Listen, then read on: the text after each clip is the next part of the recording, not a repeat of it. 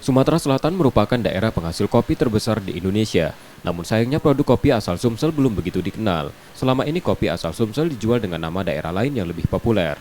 Karenanya, Pemprov Sumsel melalui badan usahanya bekerja sama dengan pabrik pengolahan kopi berskala besar milik masyarakat di Kelurahan Talang Keramat, Kecamatan Talang Kelapa, Kabupaten Banyuasin.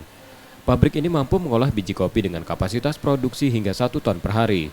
Jenis kopi yang diolah, baik Arabica, Robusta, dan Liberica. Tak hanya mengolah kopi, pihaknya juga melakukan pengemasan dan pemasaran produk dengan jenama Kopi Gending Sriwijaya.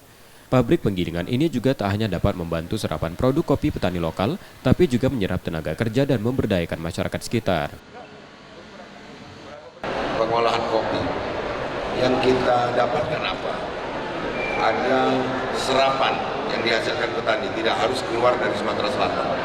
Kedua, menyerap tenaga kerja, sehingga bisa memberdayakan masyarakat sekitar dan produksinya bisa dinikmati oleh bangsa pasar lokal.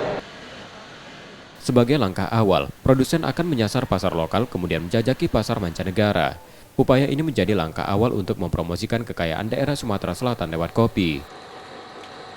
Dengan harapan kita dapat menyerap hasil olahan kopi atau hasil petani kopi kita yang berada di semua kabupaten yang tadi luas tanamnya kan sampaikan Pak Gubernur lebih kurang 300 hektar, sangat luas, penghasil kopi nomor 3 di dunia. Badan Pusat Statistik mencatat Sumatera Selatan menjadi daerah penghasil kopi terbanyak di Indonesia pada tahun 2022, yakni sebanyak 212.400 ton.